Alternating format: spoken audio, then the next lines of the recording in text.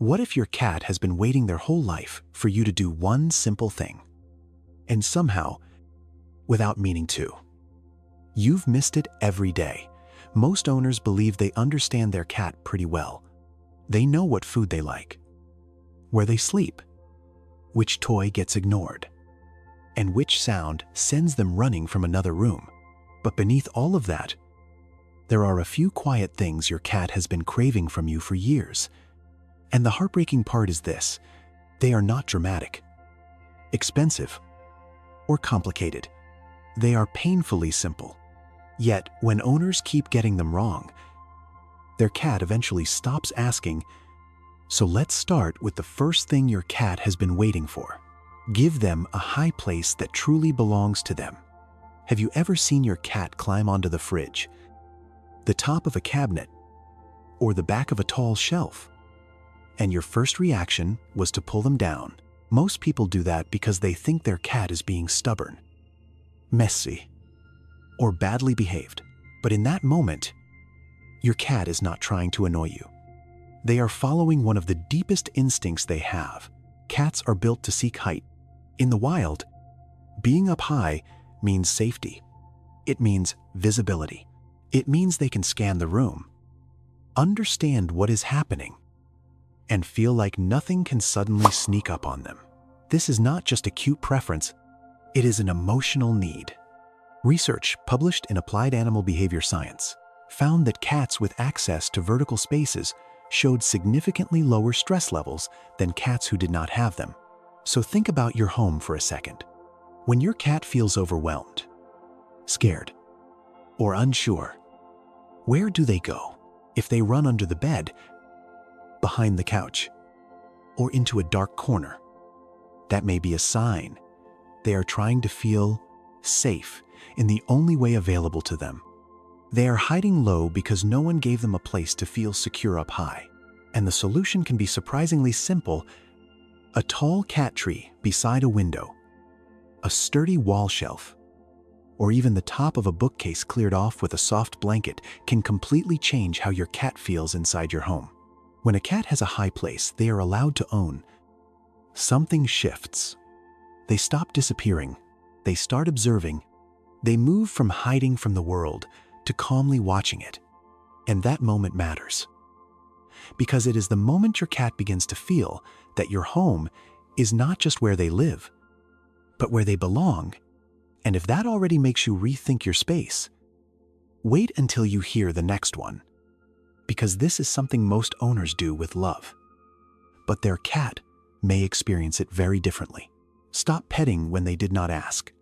Have you ever reached toward your cat, expecting them to enjoy it, only to see them flinch, duck their head, or quietly walk away? Most owners shrug that off and think, they're just being moody. But your cat just gave you information, and you may have missed it. Every time you touch your cat without being invited, you are taking a little withdrawal from a trust account you did not even know existed. One time may not matter. 2 times may not matter. But when it happens over and over, day after day, your cat starts learning that your hands do not always ask permission. They just arrive. And for an animal that survives by reading tiny signals of safety, that matters more than most people realize. Cats are not built to receive affection the way humans give it by default.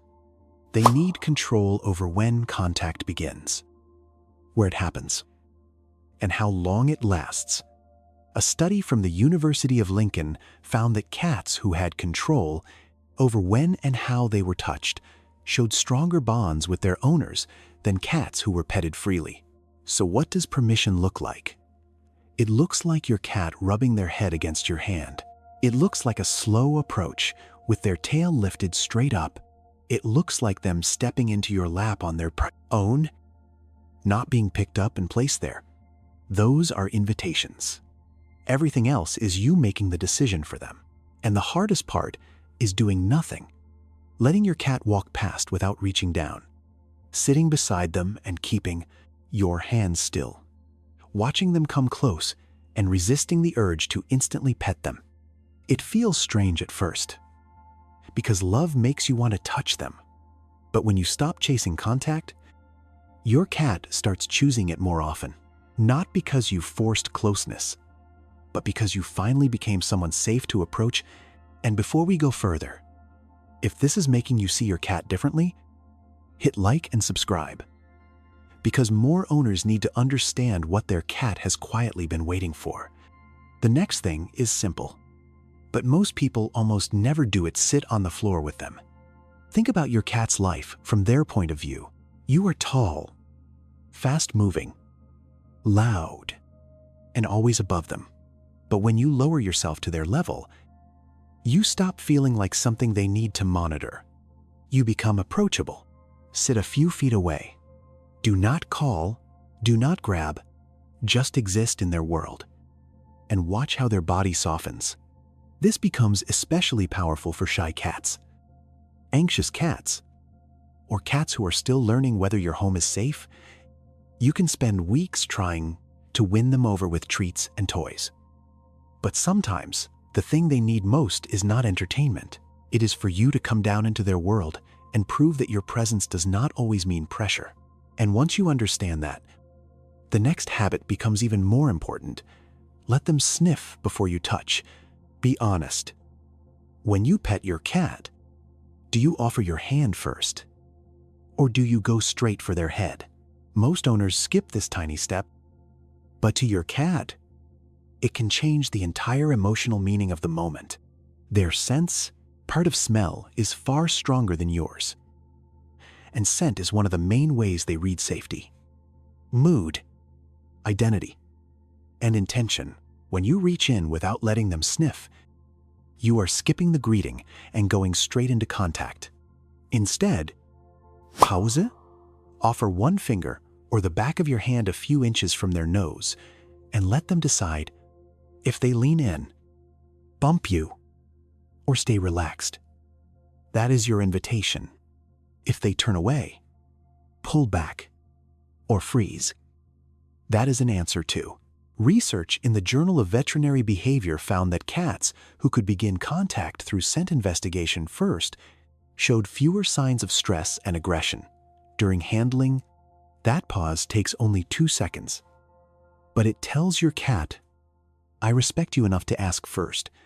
Then there is routine, the quiet thing that holds your cat's world together.